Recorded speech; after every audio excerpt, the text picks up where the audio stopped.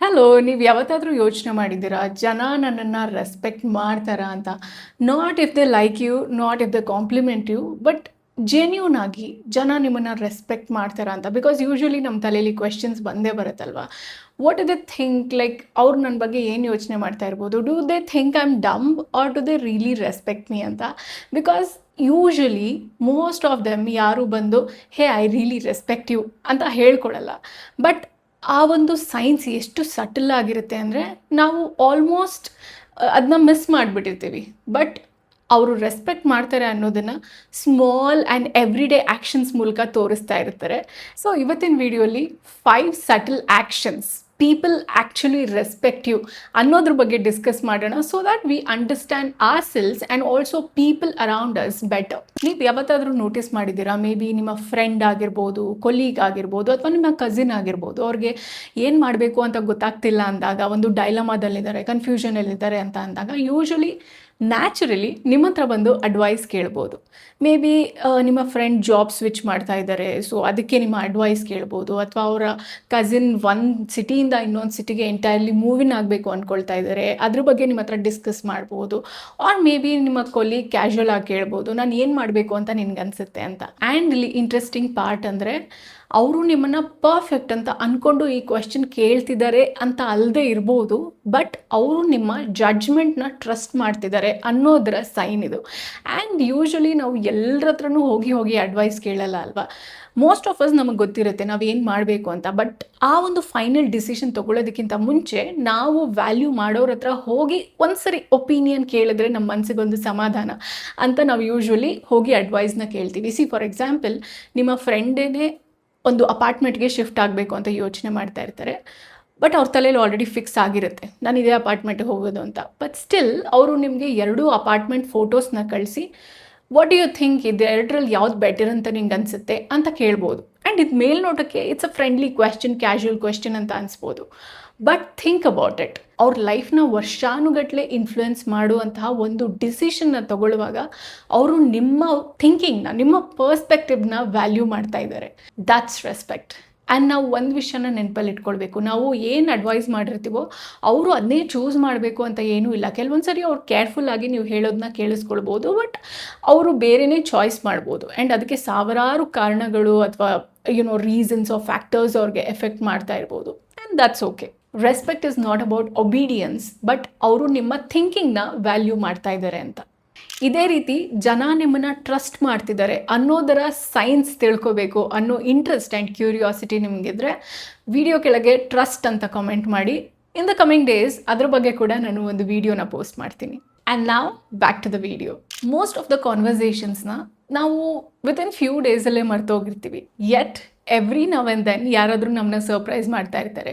May be ಒಂದು 6 ತಿಂಗಳಿಂದ ನೀನು ನನಗೆ ಆ ಕೋರ್ಸ್ ಮಾಡೋಕ್ಕೆ ಹೇಳಿದೆಯಲ್ಲ, ಐ ಕಂಪ್ಲೀಟೆಡ್ ಇಟ್ ಆ್ಯಂಡ್ ಅದು ನಂಗೆ ತುಂಬ ಹೆಲ್ಪ್ ಆಯಿತು ಅಂತ ಹೇಳೋದಾಗಿರ್ಬೋದು. ಅಥವಾ ನೀನು ಅವತ್ತು ಹೇಳಿದ ಮಾತು ನನಗೆ ಯಾವಾಗಲೂ ನೆನಪಾಗ್ತಾ ಇರುತ್ತೆ ಅನ್ನೋದಾಗಿರ್ಬೋದು. ಈ ಮೊಮೆಂಟ್ಸ್ ಇದೆಯಲ್ಲ, ಇದು they are bigger than they seem, right? Imagine, ನೀವು ನಿಮ್ಮ ಫ್ರೆಂಡ್ ಕೆಫೆಯಲ್ಲಿ ಕೂತಿದ್ದೀರಾ, ಒಂದು 6 ತಿಂಗಳಿಂದ ಅವಳು ಹೇಳಿರ್ತಾಳೆ ನನಗೆ ಯೂಶ್ವಲಿ ಯಾರಿಗಾದ್ರೂ ನೋ ಹೇಳೋದಕ್ಕೆ ತುಂಬ ಗಿಲ್ಟ್ ಫೀಲ್ ಆಗುತ್ತೆ ಅಂತ. ಆಗ ನೀವು ಕ್ಯಾಶುವಲಿ ಹೇಳಿರ್ತೀರಾ, ನೀನು ಇನ್ನೊಬ್ಬರನ್ನ ವಾರ್ಮ್ ಆಗಿಡೋದಕ್ಕೋಸ್ಕರ ನಿನ್ನನ್ನು ನೀನು ಬೆಂಕಿಲಿ ಹಾಕೊಳ್ಬೇಕಾಗಿಲ್ಲ ಅಂತ. ಆ್ಯಂಡ್ ಇದ್ರ ಬಗ್ಗೆ ನೀವು ಇಬ್ಬರು ಜಾಸ್ತಿ ಏನು ಯೋಚನೆ ಮಾಡಿರಲ್ಲ, ಕ್ಯಾಶುವಲ್ ಆಗಿ ಮಾತಾಡಿರ್ತೀರ. ಬಟ್ ಒಂದು 6-7 ತಿಂಗಳಾದಮೇಲೆ she meets you and she says, ನೀನು ಅವತ್ತು ಹೇಳಿದ ಮಾತು ನನಗೆ ಎಷ್ಟು ಹಿಟ್ಟಾಯಿತು ಅಂತ ಅಂದರೆ ಅವಾಗಿಂದ ನನಗೆ ಇನ್ನೊಬ್ರಿಗೆ ನೋ ಹೇಳೋದಕ್ಕೆ ಅಷ್ಟು ಗಿಲ್ಟ್ ಫೀಲ್ ಆಗಲ್ಲ. I feel so calmer and confident ನಾವು ಅಂತ. ಪ್ರಾಬಬ್ಲಿ ನೀವೇ ಆ ರೀತಿ ಹೇಳಿದ್ರಿ ಅಂತ ನಿಮಗೆ ನೆನಪಿರಲ್ಲ, ಬಟ್ ಅವ್ರು ನೆನಪಿಟ್ಕೊಂಡಿರ್ತಾರೆ. ಇದೇ ರೀತಿ ನನಗೂ ಕೆಲವೊಂದಷ್ಟು ಎಕ್ಸಾಂಪಲ್ಸ್ ಆಗ್ತಾ ಇರುತ್ತೆ. ಈಗ ನಿಮ್ಗಳ ಕಮೆಂಟ್ಸೇ ಆಗಿರ್ಬೋದು, ಮ್ಯಾಮ್ ನೀವು 6-7 ತಿಂಗಳಿಂದ ಒಂದು ಗೋಲ್ ಸೆಟ್ ಮಾಡಿಕೊಂಡು ಅದನ್ನ ಫಾಲೋ ಮಾಡಿ ಅಂತ ಹೇಳಿದ್ರಲ್ಲ, ನಾನು ಇವತ್ತಿನವರೆಗೂ ಅದನ್ನ ಫಾಲೋ ಮಾಡ್ತಾ ಇದ್ದೀನಿ ಆ್ಯಂಡ್ ತುಂಬ ಒಳ್ಳೆ ರಿಸಲ್ಟ್ ಸಿಗ್ತಾ ಇದೆ ಅಂತ ಆಗಿರ್ಬೋದು. ಅಥವಾ ರೀಸೆಂಟಾಗಿ ನಾನು ನೋಡಿದಂತಹ ಕಮೆಂಟು, 1 ವರ್ಷದಿಂದ ಇನ್ಸ್ಟಾಗ್ರಾಮ್ನ ಆದಷ್ಟು ಕಡಿಮೆ ಯೂಸ್ ಮಾಡಿ ಅಂತ ನೀವು ಹೇಳಿದ್ರಲ್ಲ, ಹಾಗಾಗಿ ನಾನು ಅನ್ಇನ್ಸ್ಟಾಲ್ ಮಾಡಿದ್ದು, ಈಗಲೂ ಕೂಡ ನಾನು ಇನ್ಸ್ಟಾಗ್ರಾಮ್ನ ಯೂಸ್ ಮಾಡ್ತಾ ಇಲ್ಲ ಆ್ಯಂಡ್ ಎಷ್ಟು ಪಾಸಿಟಿವ್ ಆಗಿ ನನ್ನ ಲೈಫ್ ಟರ್ನ್ ಆಗಿದೆ ಅಂತ ಕಮೆಂಟ್ ಆಗಿರ್ಬೋದು. ಈ ರೀತಿ ಕಮೆಂಟ್ಸ್ಗಳು they actually say people respect you ಅಂತ. ಆ್ಯಂಡ್ ಯೂಶಲಿ ನಾವು ರೆಸ್ಪೆಕ್ಟ್ ಮಾಡೋರಿಂದ ಬರುವಂತಹ ಮಾತುಗಳನ್ನ ನಾವು ನೆನಪಲ್ಲಿ ಇಟ್ಕೊಂಡಿರ್ತೀವಿ. ನಾಟ್ ಬಿಕಾಸ್ ಅವ್ರೇನೋ ಫ್ಯಾನ್ಸಿಯಾಗಿ ಹೇಳಿದ್ರು ಅಥವಾ ಯುನೋ ಅಡ್ವಾನ್ಸ್ಡ್ ಇಂಗ್ಲೀಷ್ ಯೂಸ್ ಮಾಡಿದ್ರು ಅಂತ ಅಲ್ಲ, ಬಟ್ ಅವ್ರ ಮಾತಲ್ಲಿ ಒಂದು ತೂಕ ಇರುತ್ತೆ ಅಂತ. ಆ್ಯಂಡ್ ನಿಮಗೂ ಈ ರೀತಿ ಎಕ್ಸ್ಪೀರಿಯನ್ಸ್ ಆಗಿರ್ಬೋದು. ಆಗ ನಿಮ್ಗೆ ಅನ್ಸಿರ್ಬೋದು ನನ್ನ ಮಾತಲ್ಲಿ ಇಷ್ಟೊಂದು ಇಂಪ್ಯಾಕ್ಟ್ ಇತ್ತಾ ಅಂತ. Because we don't realise unless someone reflects it back to us, right?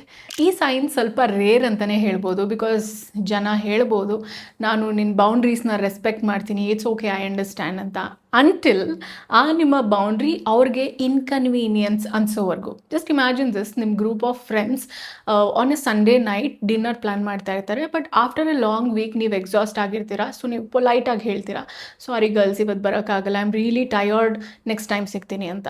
ಈಗ ನೀವು ರೆಸ್ಪಾನ್ಸ್ನ ಅಬ್ಸರ್ವ್ ಮಾಡಿದ್ರೆ ಯಾರು ನಿಮ್ಮ ಬೌಂಡ್ರಿನ ರೆಸ್ಪೆಕ್ಟ್ ಮಾಡಲ್ಲ ಅವರು ಮೇ ಬಿ ರೆಸ್ಪಾಂಡ್ ಮಾಡ್ಬೋದು, come on you are so boring, ಅಥವಾ ನೀನು ಚೇಂಜ್ ಆಗೋಗಿದೆಯಾ, ಅಥವಾ ನಿಮ್ಮ ಬೆನ್ನ ಹಿಂದೆ ಮಾತಾಡ್ಬೋದು, ಇವಳು ಯಾವಾಗಲೂ ಹಿಂಗೆ ಏನಾದರೂ ಒಂದು ರೀಸನ್ ಕೊಡ್ತಾ ಇರ್ತಾಳೆ, ಸಚ್ ಅ ಡ್ರಾಮಾ ಕ್ವೀನ್ ಅಂತ. ಬಟ್ ಯಾರು ನಿಮ್ಮ ಬೌಂಡ್ರಿನ ಆ್ಯಕ್ಚುಲ್ ಆಗಿ ರೆಸ್ಪೆಕ್ಟ್ ಮಾಡ್ತಾರೆ ಅವ್ರಿಗೆ ಅರ್ಥ ಆಗುತ್ತೆ ನೀವೇನು ಹೇಳ್ತಾ ಇದ್ದೀರಾ, ವಾಟ್ ಯು ಟ್ರೂಲಿ ಮೀನ್ ಅಂತ. ಸೊ ಅವ್ರು ನಿಮ್ಮನ್ನ ಫೋರ್ಸ್ ಮಾಡೋದಕ್ಕೆ ಬರೋಲ್ಲ. They say it's okay, no worries, rest ಮಾಡು, ನೆಕ್ಸ್ಟ್ ಟೈಮ್ ಸಿಗೋಣ ಅಂತ. ಆ್ಯಂಡ್ ಇಲ್ಲಿ ನಾವು ಅಬ್ಸರ್ವ್ ಮಾಡಬೇಕಾಗಿರೋದು, there is no drama, there is no guilt, there is no emotional pressure. And ಯಾರನ್ನೇ ಪ್ಲೀಸ್ ಮಾಡೋದಕ್ಕೋಸ್ಕರ ನೀವು ನಿಮ್ಮ ಕನ್ವೀನಿಯನ್ಸಿಂದ ಹೊರಗೆ ಬಂದು ನಿಮ್ಮನ್ನು ನೀವು ಫೋರ್ಸ್ ಮಾಡಿಕೊಂಡು ಏನೂ ಮಾಡಬೇಕಾಗಿಲ್ಲ. ಬಿಕಾಸ್ ಇಂಥವರು ಅವ್ರ ಟೈಮ್ನ ಎಷ್ಟು ವ್ಯಾಲ್ಯೂ ಮಾಡ್ತಾರೆ ಅಷ್ಟೇ ನಿಮ್ಮ ಟೈಮ್ನ ಕೂಡ ವ್ಯಾಲ್ಯೂ ಮಾಡ್ತಾರೆ. ದ ಓಲ್ಡರ್ ಐ ಗೆಟ್, ನಾನು ಏನು ರಿಯಲೈಸ್ ಮಾಡ್ಕೊಂಡಿದ್ದೀನಿ ಅಂದರೆ, ಯಾರು ನಿಮ್ಮನ್ನು ಜೆನ್ಯೂನ್ ಆಗಿ ರೆಸ್ಪೆಕ್ಟ್ ಮಾಡ್ತಾರೆ ಅವರು ನಿಮ್ಮಿಂದ ಅನ್ಲಿಮಿಟೆಡ್ ಆಕ್ಸೆಸ್ನ ಎಕ್ಸ್ಪೆಕ್ಟ್ ಮಾಡಲ್ಲ. ಬಿಕಾಸ್ ನಿಮ್ಮ ಪೀಸ್ ಆಫ್ ಮೈಂಡ್ನ ಪ್ರೊಟೆಕ್ಟ್ ಮಾಡ್ಕೊಳ್ಳೋದು ಸೆಲ್ಫಿಶ್ನೆಸ್ ಅಲ್ಲ, ಇಟ್ಸ್ ಹೆಲ್ದಿ ಅನ್ನೋದನ್ನು ಅವರು ಅರ್ಥ ಮಾಡ್ಕೊಂಡಿರ್ತಾರೆ. ಆ್ಯಂಡ್ ಇದು ಅವರು ನಿಮ್ಮ ಬಗ್ಗೆ ಎಷ್ಟು ರೆಸ್ಪೆಕ್ಟ್ ಇಟ್ಟಿದ್ದಾರೆ ಅನ್ನೋದನ್ನೂ ಕೂಡ ತೋರಿಸುತ್ತೆ, as well as their maturity. ಕೆಲವೊಂದು ಸರಿ ರೆಸ್ಪಾನ್ಸಿಬಿಲಿಟಿ ಬರ್ಡನ್ ಅಂತ ಅನ್ನಿಸ್ಬೋದು, but often it's a compliment. ನಿಮ್ಮ ಫ್ಯಾಮಿಲಿ ಬಗ್ಗೆನೇ ಯೋಚನೆ ಮಾಡಿ. ವೆರಿ ವ್ಯಾಲ್ಯೂಯಬಲ್ ಡಾಕ್ಯುಮೆಂಟ್ಸ್, ಇಂಪಾರ್ಟೆಂಟ್ ಡಾಕ್ಯುಮೆಂಟ್ಸ್ನ ನೀನೇ ಹುಷಾರಾಗಿ ತೆಗೆದಿಡು ಅಂತ ನಿಮ್ಮ ಕೈ ಕೊಡ್ತಾರೆ ಅನ್ನೋದಾಗಿರ್ಬೋದು. ಅಥವಾ ಮನೆಯ ಫಿನಾನ್ಷಿಯಲ್ ರೆಸ್ಪಾನ್ಸಿಬಿಲಿಟೀಸ್, ಖರ್ಚು ವೆಚ್ಚ, ಇದೆಲ್ಲ ರೆಸ್ಪಾನ್ಸಿಬಿಲಿಟಿ ನೀನೇ ನೋಡ್ಕೋಬೇಕು ಅಂತ ಹೇಳೋದಾಗಿರ್ಬೋದು. ಅಥವಾ ಮೇ ಬಿ ಕ್ಯಾಶುವಲ್ ಆಗಿ ನಿಮ್ಮ ಕಸಿನ್ನೇನೆ, ಇಲ್ಲ ನನ್ನ ಮದುವೆ ಬಟ್ಟೆ ಶಾಪ್ ಮಾಡೋಕ್ಕೆ ನೀನು ಬರಲೇಬೇಕು ನನ್ನ ಜೊತೆ ಅಂತ ಹೇಳೋದಾಗಿರ್ಬೋದು. ಇದೆಲ್ಲ ಮೇಲ್ನೋಟಕ್ಕೆ ರೆಸ್ಪಾನ್ಸಿಬಿಲಿಟಿ, ಪ್ರೆಷರ್ ಅಂತ ಅನ್ನಿಸ್ಬೋದು. ಬಟ್ ಯೂಶಲಿ ಜನ ಯಾರನ್ನ ನಂಬ್ತಾರೆ ಅವ್ರಿಗೆ ಆ ಒಂದು ರೆಸ್ಪಾನ್ಸಿಬಿಲಿಟಿನ ಕೊಡೋದಕ್ಕೆ ಇಷ್ಟಪಡ್ತಾರೆ. ಯಾರು ಕೇರ್ಲೆಸ್ ಆಗಿರ್ತಾರೆ ಅವ್ರಿಗೆ ಯಾರು ಕೆಲಸನ ವಹಿಸೋಕ್ಕೆ ಇಷ್ಟಪಡಲ್ಲ. ಮೇ ಬಿ ಇಮ್ಯಾಜಿನ್, ನಿಮ್ಮ ಆಫೀಸಲ್ಲೇ ಅಮಾಂಗ್ 10 ಎಂಪ್ಲಾಯೀಸ್ ನಿಮ್ಮ ಮ್ಯಾನೇಜರ್ ನಿಮ್ಮನ್ನೇ ಚೂಸ್ ಮಾಡ್ಬೋದು, ಈ ಒಂದು ಪ್ರಾಜೆಕ್ಟ್ನ ನೀನೇ ಲೀಡ್ ಮಾಡಬೇಕು ಅಥವಾ ಈ ಒಂದು ಇವೆಂಟ್ನ ನೀನೇ ಆರ್ಗನೈಸ್ ಮಾಡಬೇಕು ಅಂತ. ಆ್ಯಂಡ್ ಆ ಮೂಮೆಂಟಲ್ಲಿ ವೈ ಮೀ, ಎಕ್ಸ್ಟ್ರಾ ವರ್ಕ್ ಅಂತ ಎಲ್ಲ ಅನ್ನಿಸ್ಬೋದು.